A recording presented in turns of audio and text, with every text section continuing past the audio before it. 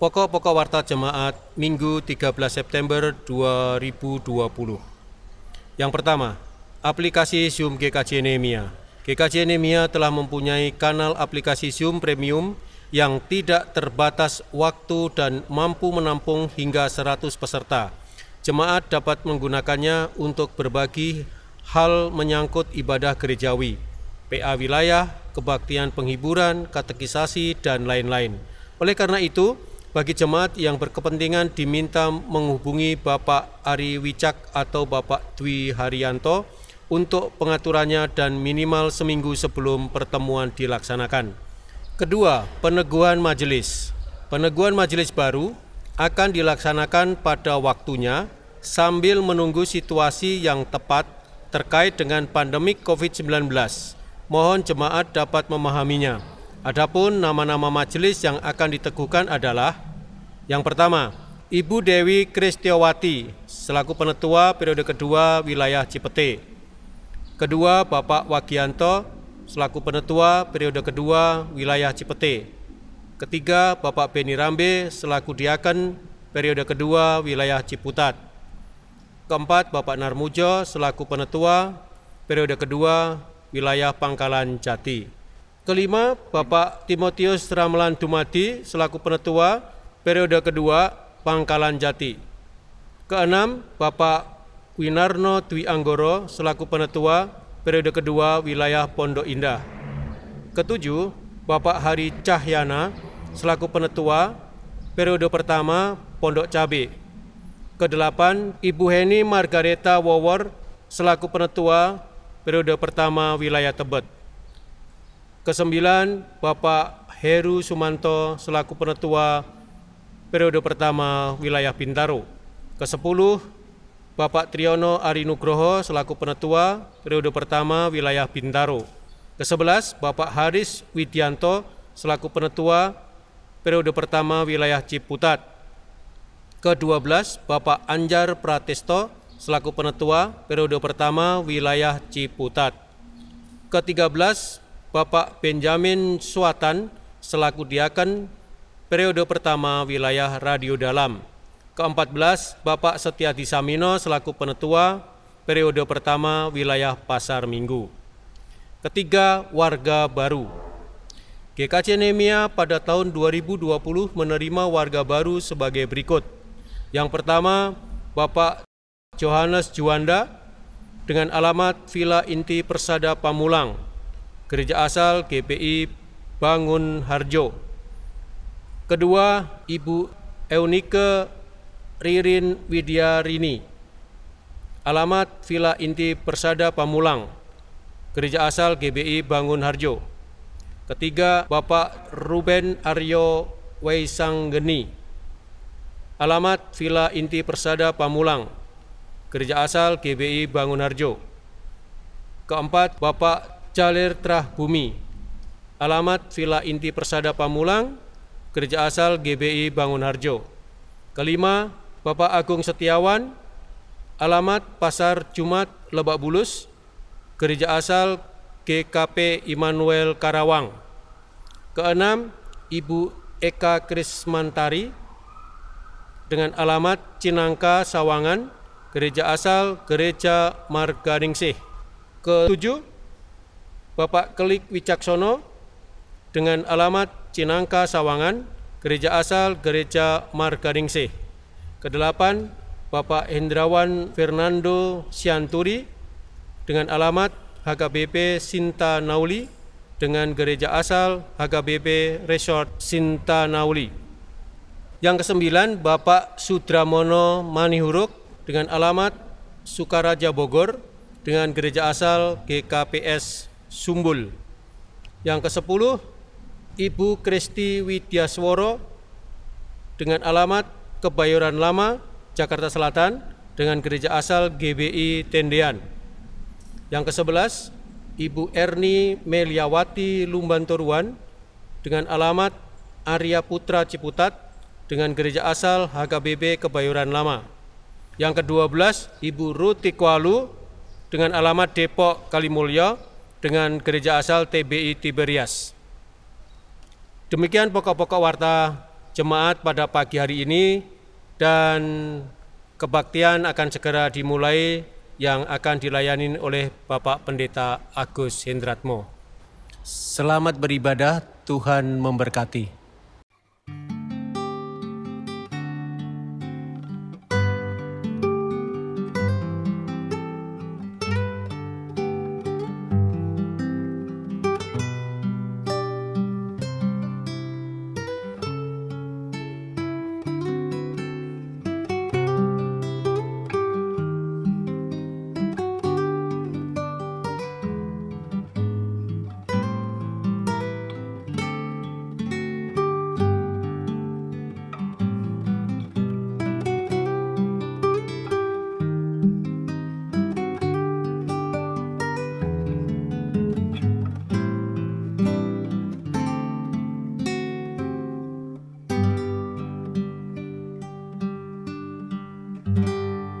Panggilan beribadah, umat yang dikasihi Tuhan. Dalam ibadah keluarga saat ini, marilah kita bersama-sama menghayati ibadah ini dengan tekad untuk mewujudkan ibadah sebagai tanda dan karya.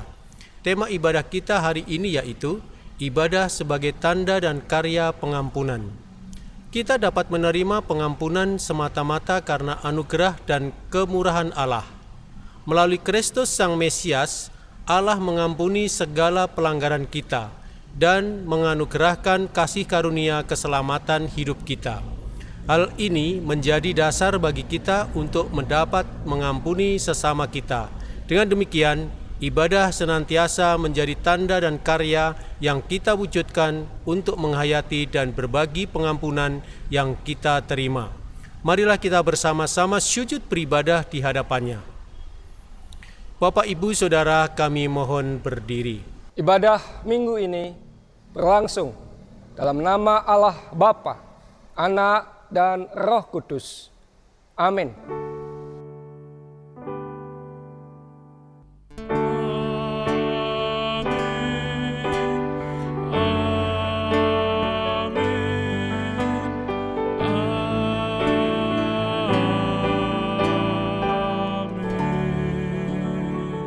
Kasih karunia, rahmat, dan damai sejahtera dari Tuhan beserta saudara semua. Bapak, Ibu, Saudara dipersilahkan duduk kembali. Nyanyian pujian. Mari kita bersama-sama memuji nama Tuhan melalui Kidung Jemaat 1, bait yang pertama dan kedua. Haleluya, pujilah.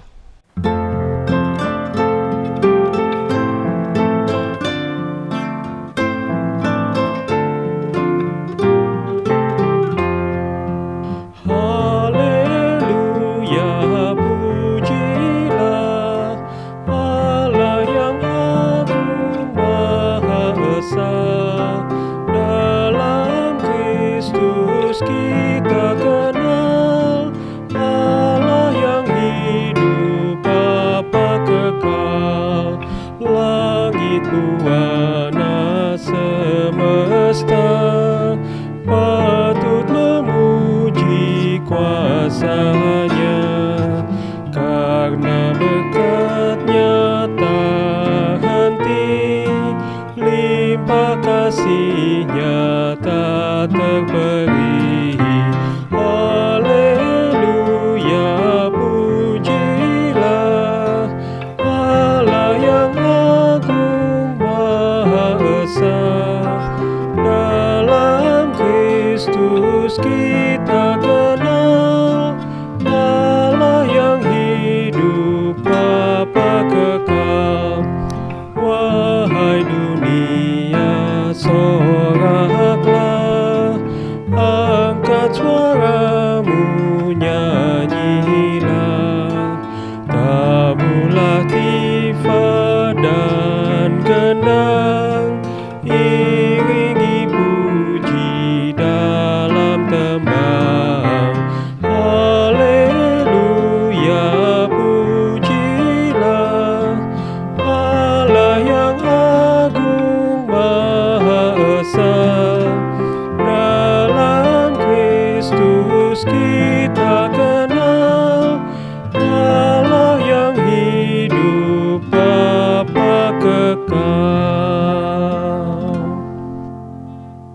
penyesalan dosa. Ya Allah yang Maha Pengampun, ampunilah dosa-dosa kami, karena dosa-dosa kami nyata di hadapan-Mu. Dosa-dosa kami telah merusak gambar dan citra kami sebagai anak-Mu. Bersama-sama kami menyatakan penyesalan dosa kami dan memohon pengampunan-Mu melalui nyanyian Kidung Jemaat 144B bait yang kedua, Suara Yesus Kudengar, dan Kidung Pasamuan Jawi 53 bait yang pertama, Kapyarsi Gusti Nimbali.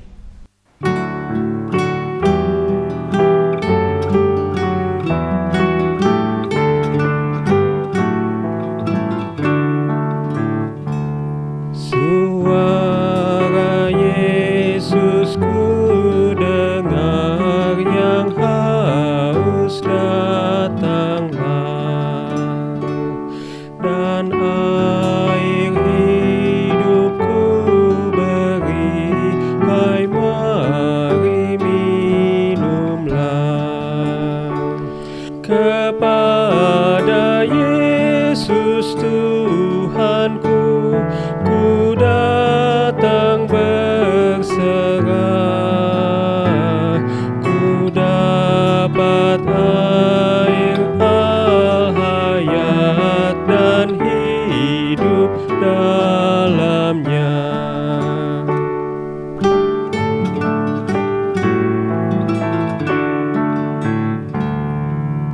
Kapyarsi Gusti nimbali, ewong kamomotan, marekolan buka ati, nampi pangluaran. Kula ngayom maring Gusti, dianayem sejati, kawitan sah binerkahan sinung karaharjan.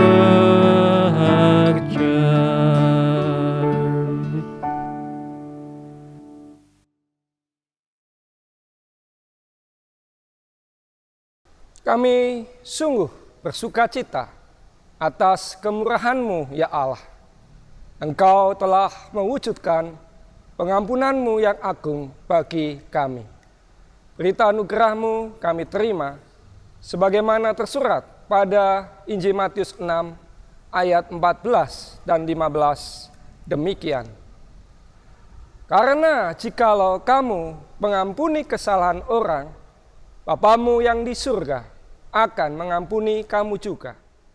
Tetapi jikalau kamu tidak mengampuni orang, Bapamu juga tidak akan mengampuni kesalahanmu. Bapak, Ibu, Saudara, mohon berdiri. Syukur dan kemuliaan bagi Tuhan. Ya Tuhan, kemuliaan sejati hanya ada padamu. Kami bersyukur kemuliaan-Mu menaungi kami.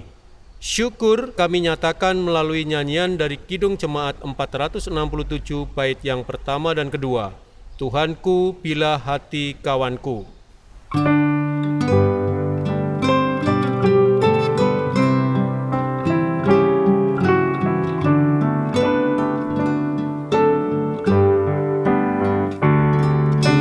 Tuhanku bila hati kawanku terluka oleh tingkah ujarku, dan kehendakku jadi panduku, ampunilah.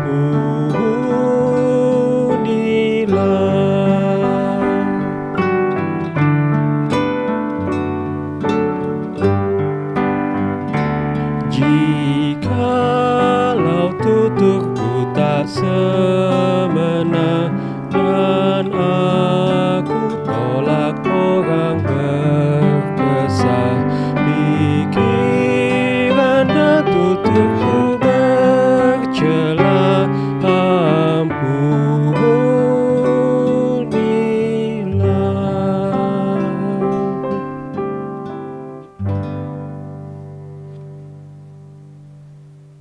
Bapak, Ibu, Saudara, silahkan duduk kembali. Bapak, Ibu, Saudara yang dikasihi dan mengasihi Tuhan, mari kita berdoa terlebih dulu sebelum kita menerima firman Tuhan. Ya Allah, Bapa Maha Pengampun, ajarilah kami untuk dapat mengampuni seperti Engkau telah mengampuni kami. Roh Kudus-Mu memampukan kami untuk mengerti pengampunan-Mu melalui sabda-Mu saat ini. Bersabdalah bagi kami. Kami siap menerima sabda-Mu dalam hidup kami. Di dalam nama Tuhan Yesus, kami berdoa. Amin.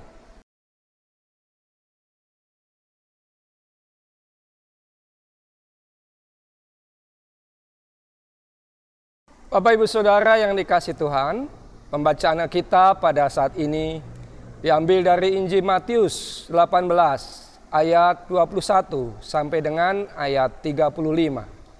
Di Matius 18 ayat 21 sampai dengan ayat 35, saya akan membacakan bagi kita semuanya.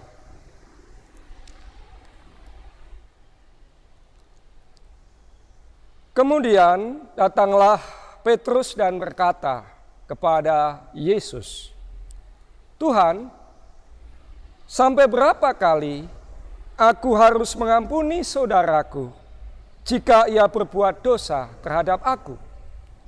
Sampai 7 kali?" Yesus berkata kepadanya, "Bukan, aku berkata kepadamu, bukan sampai 7 kali, melainkan sampai 70 kali 7 kali. Sebab hal kerajaan surga seumpama seorang raja yang hendak mengadakan perhitungan dengan hamba-hambanya.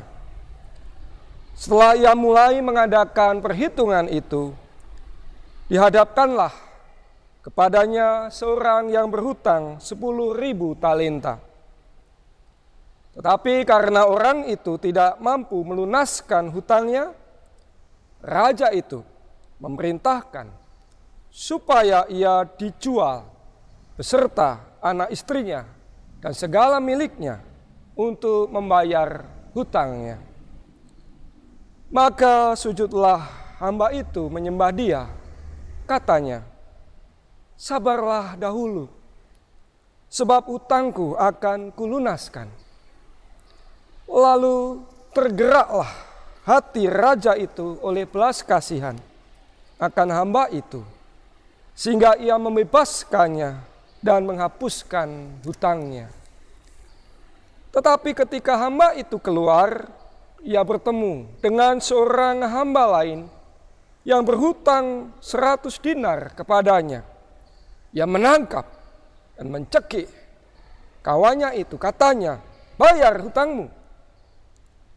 Maka sujudlah kawannya itu dan memohon kepadanya, 'Sabarlah dahulu, hutangku itu akan kulunaskan.'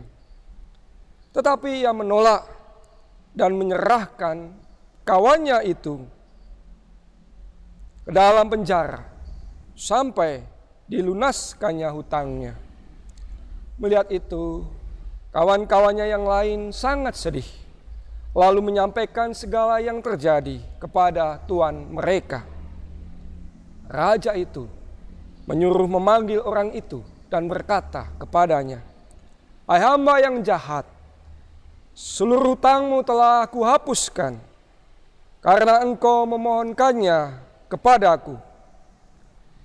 Bukankah engkau pun harus mengasihani kawanmu seperti aku telah mengasihani engkau?' Maka marahlah tuannya itu dan menyerahkannya kepada algojo-algojo sampai ia melunaskan seluruh hutangnya. Maka Bapakku yang di surga akan berbuat demikian juga terhadap kamu, apabila kamu masing-masing tidak mengampuni saudaramu dengan segenap hatimu." Demikian Bapak, Ibu, Saudara yang dikasihi Tuhan, pembacaan firman Tuhan bagi kita semua. Berbahagialah mereka yang mendengarkan firman Allah ini dan yang melakukannya dalam kehidupannya sehari-hari. Haleluya.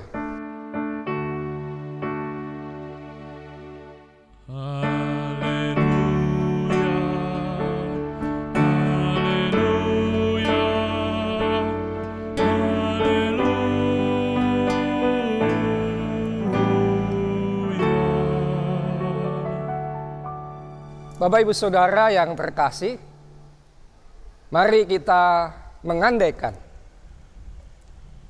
saat ini kita merupakan pengusaha yang mengalami kebangkrutan usaha karena pandemi. Bisnis kita dinyatakan pailit. Meskipun utang perusahaan kita kepada bank sebesar 4,8 triliun dihapuskan, kondisi finansial kita telah menjadi buruk karena kegagalan bisnis kita. Namun di tengah kondisi finansial yang buruk ini, kita masih punya harapan. Karena ada teman bisnis kita yang masih punya utang 8 juta rupiah. Apakah kita akan begitu saja menghapuskan utang teman kita tersebut? Kemungkinan besar kita berharap teman kita segera melunasi utangnya. Dalam perhitungan bisnis, terlebih bisnis yang sedang ambyar, 8 juta rupiah menjadi jumlah yang sangat besar. Keinginan kita untuk mendapatkan kembali 8 juta rupiah yang dipinjam tersebut tidak akan hilang. Bahkan ketika utang perusahaan kita kepada bank sebesar 4,8 triliun dihapuskan. Bapak Ibu Saudara yang dikasihi Tuhan, dalam perumpamaan Yesus yang kita terima pada saat ini, kondisi semacam inilah yang dialami hamba yang berutang 10.000 talenta. Bapak Ibu Saudara, 10.000 talenta adalah jumlah yang sangat besar. Hanya masyarakat kelas menengah ke atas yang bisa memiliki utang sebesar itu. Terlebih berutang terhadap seorang raja. 1 talenta bernilai 6.000 dinar. 1 dinar merupakan upah pekerja sehari waktu itu. Jadi utangnya sebesar 60 juta dinar. Apabila Bapak Ibu Saudara kita gambarkan dalam dunia kita sekarang dengan memakai ilustrasi upah pekerja sehari, katakanlah 80.000 rupiah. Orang itu berutang 4,8 triliun kepada rajanya. Untuk apa punya utang sebesar itu? Pastilah utang tersebut dipakai untuk urusan bisnis. Dunia bisnis adalah dunia untung dan rugi. Pola pikir bisnis adalah mendapatkan keuntungan sebesar-besarnya dan meminimalkan kerugian. Itulah sebabnya hamba tersebut masih punya harapan untuk bangkit dari keterpurukan bisnisnya, walaupun mungkin harapan palsu, dan berani mengatakan, sabarlah dulu, segala utangku akan kulunaskan. Namun rajanya melihat dengan cara pandang yang lain. Hambanya tidak akan mampu melunasi utangnya yang besar tersebut. Namun demikian, rajanya tidak jadi menghukum hambanya tersebut.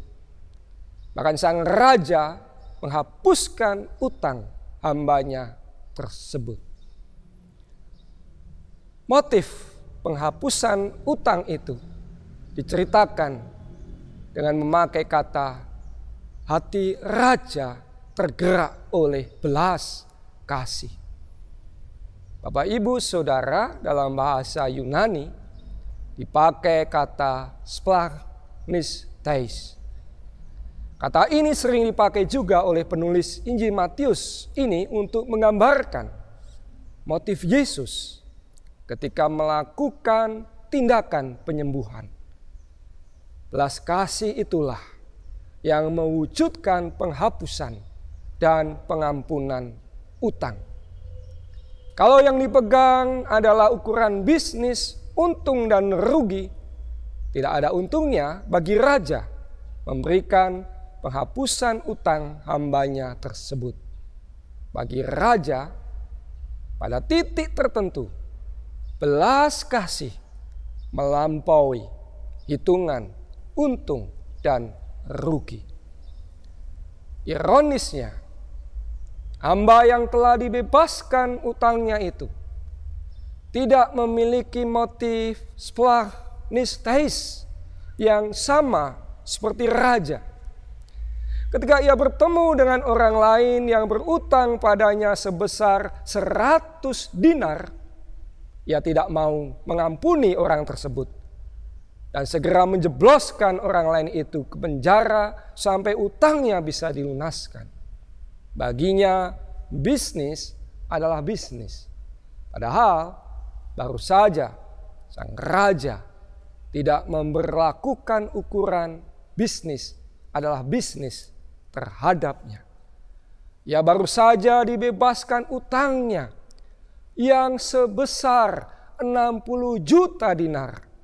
Tetapi ia tidak tergerak hatinya untuk membebaskan orang lain yang berutang 100 dinar padanya.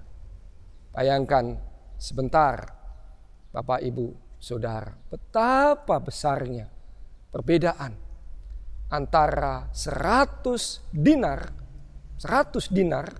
dan 60 juta dinar. Pengampunan utang besar yang telah diterimanya tetap tidak dapat menggerakkan hatinya untuk mengampuni utang sesamanya yang jauh lebih kecil. Bahkan ketika dari mulut orang lain itu keluar kata-kata yang sama yang ia ucapkan sendiri kepada raja, sabarlah dulu, utangku itu akan kulunaskan. Bapak, Ibu, Saudara yang mengasihi Tuhan, ada banyak faktor yang menyebabkan seseorang tidak bisa mengampuni pihak lain. Seringkali saya mendengar jemaat berkata kepada saya, mengampuni itu tidak mudah. Benar, saya setuju. Banyak faktor yang membuat seseorang tidak bisa dengan mudah mengampuni. Salah satu faktor terkait dengan besar kecilnya penderitaan yang dialami seseorang karena perlakuan pihak lain. Seorang istri yang ditampar oleh suaminya mungkin masih bisa memberi pengampunan pada suaminya. Namun bisa jadi istri tidak lagi akan mengampuni suaminya ketika suaminya memiliki wanita idaman lain atau will. Mengapa mengampuni itu tidak mudah? Mengampuni itu tidak mudah karena dalam tindakan mengampuni kita memberi lebih. Kita memberi lebih bagi orang yang kita ampuni itu. Bukan hanya sekadar memberi, tetapi memberi lebih. Seorang penulis pernah mengungkapkan dalam bahasa Inggris kata forgive atau mengampuni terbentuk dari dua kata. For yang berarti untuk atau memberi, dan give yang berarti memberi. Jadi tindakan mengampuni, for dan give berarti memberi dua kali. Memberi lebih kepada seseorang yang sebenarnya tidak layak menerima pemberian itu karena kesalahannya yang besar kepada kita. Meski mengampuni tidak mudah, Bapak Ibu Saudara, bukan berarti pengampunan tidak mungkin. Belas kasih dalam diri seseorang sering melampaui dan mengatasi ketidakmudahan untuk mengampuni ini. Belas kasih memudahkan pengampunan terwujud. Terlebih kesadaran kita atas belas kasih yang sebelumnya telah kita terima dari Allah sepanjang hidup kita akan memampukan kita juga untuk melampaui hitungan untung dan rugi dalam mengampuni sesama kita. Ketika Petrus bertanya kepada Yesus, apakah ia harus mengampuni sampai 7 kali? Yesus menjawab, bukan sampai 7 kali, melainkan sampai 70 kali, 7 kali. Artinya apa Bapak Ibu Saudara? Berapa kali kita mengampuni bisa tak terbatas. Pengampunan tidak bisa didasarkan perhitungan untung dan rugi. Pengampunan itu melampaui ukuran untung dan rugi. Kalau Petrus terpaku pada 7 kali banyaknya, kemudian tidak lagi mau mengampuni jika sudah melampaui 7 kali, berarti Petrus masih terjebak pada untung dan rugi dan bukan belas kasih. Bapak Ibu Saudara yang mengasihi Tuhan dan yang dikasihi Tuhan, ibadah kita pada Tuhan semestinya juga mewujudkan tanda dan karya pengampunan semacam ini. Dalam doa dan pengharapan kita, tanda dan karya pengampunan ini menjadi penting. Sering saya menangkap pengertian keliru ketika ada jemaat yang berkata, Gusti mboten sare, Tuhan tidak tidur. Kata-kata ini sangat bagus karena menekankan keyakinan iman bahwa Tuhan selalu memelihara dan menjaga hidup kita. Manusia capek, lelah dan tidur. Bahkan tidak ada orang tua yang akan bisa terus-menerus menjaga anak-anaknya tanpa tidur. Beda dengan Tuhan. Ia akan selalu menjaga hidup kita tanpa kenal capek, lelah, dan tidur. Namun demikian, kata-kata Gusti mboten sare ini, akhir-akhir ini saya sering dengar berbeda maknanya. Kata-kata ini dimaknai sebagai pembalasan Tuhan yang dikenakan bagi orang lain yang dianggap telah merugikan hidupnya. Misal, ada seorang yang difitnah. Tak lama kemudian orang itu melihat pemfitnahnya terkena stroke. Orang yang difitnah itu kemudian berkata, Gusti mboten sare.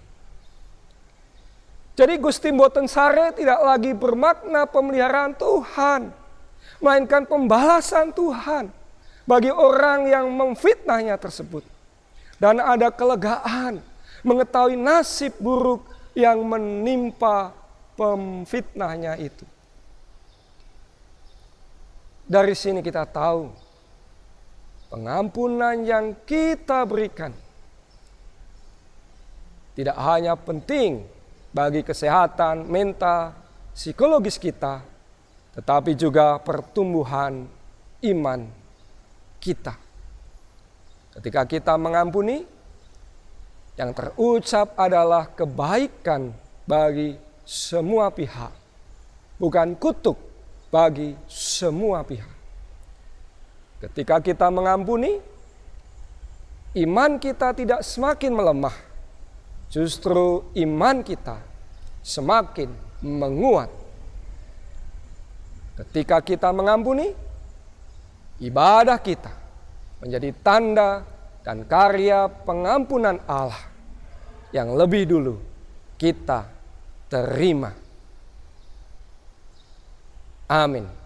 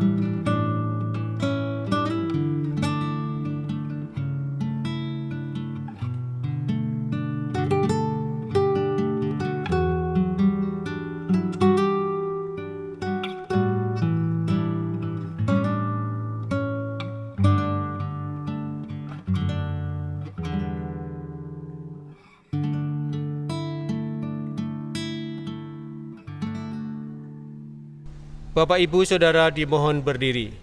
Pengakuan iman rasuli. Bersama-sama dengan umat Tuhan di segala tempat dan dalam persaudaraan iman dengan umat Tuhan di segala abad, marilah kita meneguhkan iman percaya kita dengan mengucapkan pengakuan iman rasuli bersama-sama.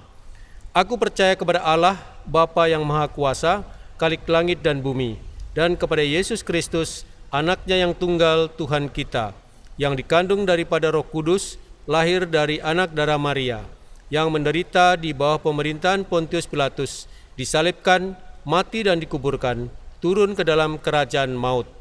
Pada hari yang ketiga, bangkit pula dari antara orang mati, naik ke sorga, duduk di sebelah kanan Allah, Bapa yang Maha Kuasa, dan akan datang dari sana untuk menghakimi orang yang hidup dan yang mati. Aku percaya kepada Roh Kudus, gereja yang kudus dan am, persekutuan orang kudus, pengampunan dosa, kebangkitan orang mati, dan hidup yang kekal. Bapak, Ibu, Saudara, silahkan duduk kembali. Bapak, Ibu, Saudara yang dikasihi dan mengasihi Tuhan, marilah kita menaikkan doa syafaat yang dipimpin oleh salah satu anggota keluarga. Doa syafaat akan kita akhiri dengan doa Bapa kami yang kita ucapkan secara bersama-sama.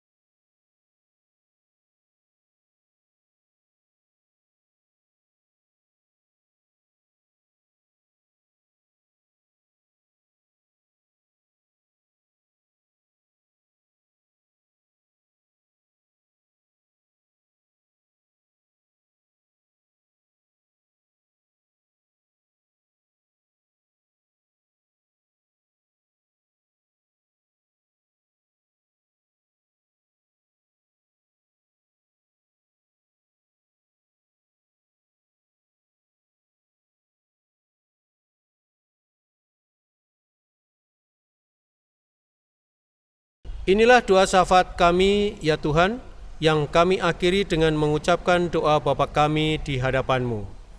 Bapa kami yang di surga, dikuduskanlah nama-Mu, datanglah kerajaan-Mu, jadilah kehendak-Mu di bumi seperti di surga. Berikanlah kami pada hari ini makanan kami yang secukupnya, dan ampunilah kami akan kesalahan kami, seperti kami juga mengampuni orang yang bersalah kepada kami. Dan janganlah membawa kami ke dalam pencobaan, tetapi lepaskanlah kami daripada yang jahat. Karena Engkaulah yang empunya kerajaan dan kuasa dan kemuliaan sampai selama-lamanya. Amin.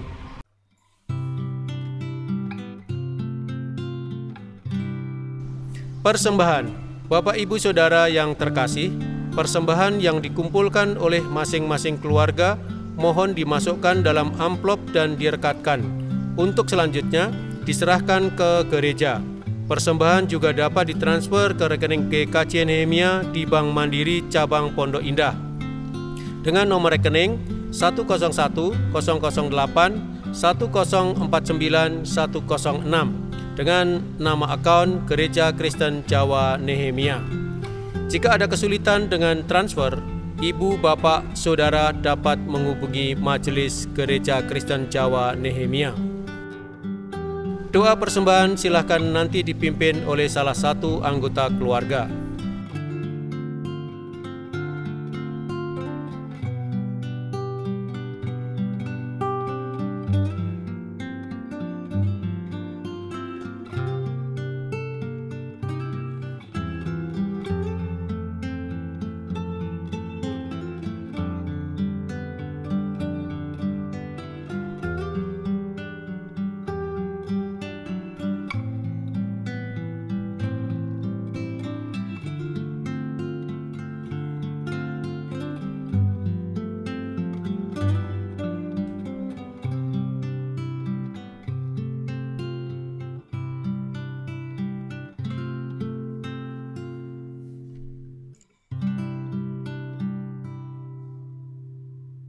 Bapak, Ibu, Saudara mohon berdiri.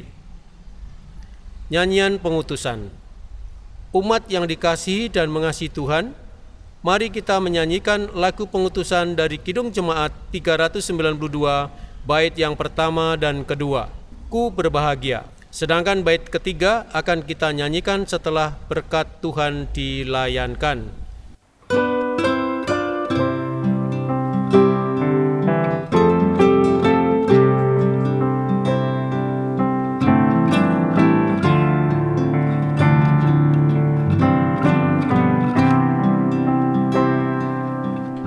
Berbahagia,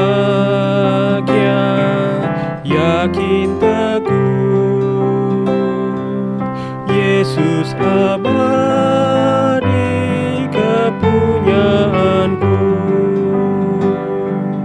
Aku warisnya, ku ditebus,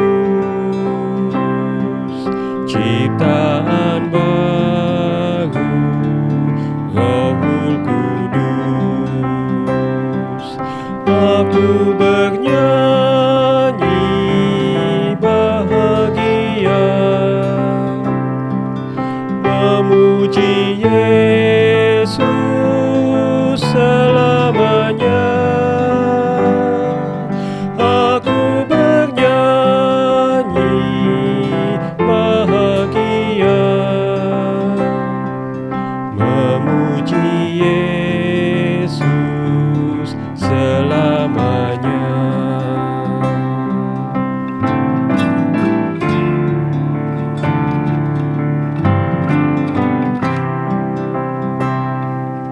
Asa sempurna, nikmat penuh, suka surgawi melimpahiku. Lagu malaikat amat merdu, kasih dan rahmat besertaku. Aku bernyanyi bahagia,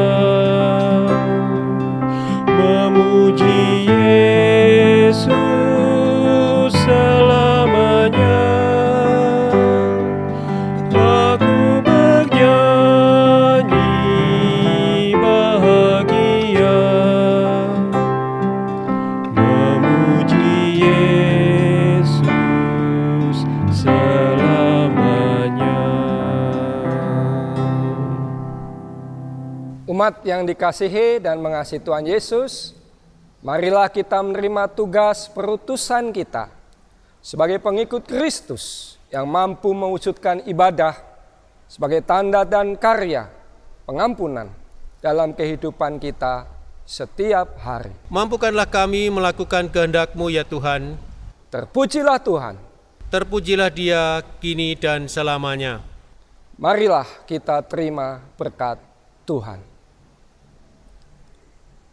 Tuhan memberkati saudara dan melindungi saudara. Tuhan menyinari saudara dengan wajah-Nya dan memberi saudara kasih karunia. Tuhan menghadapkan wajah-Nya kepada saudara dan memberi saudara damai sejahtera. Amin.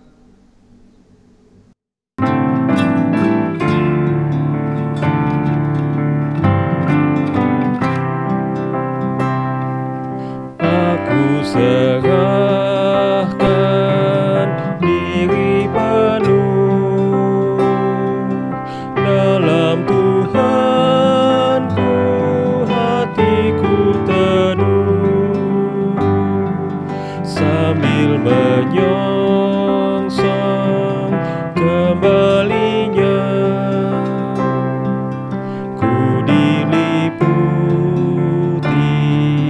anugerah.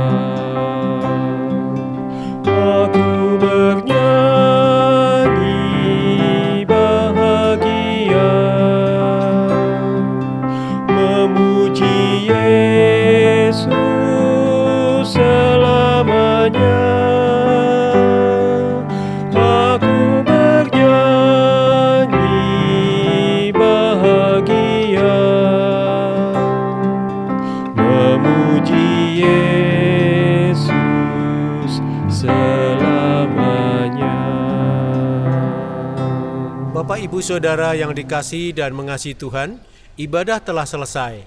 Bapak, Ibu, Saudara, silahkan duduk kembali dan mengambil waktu untuk saat teduh. Majelis Gereja Kristen Jawa Nehemia mengucapkan selamat hari Minggu.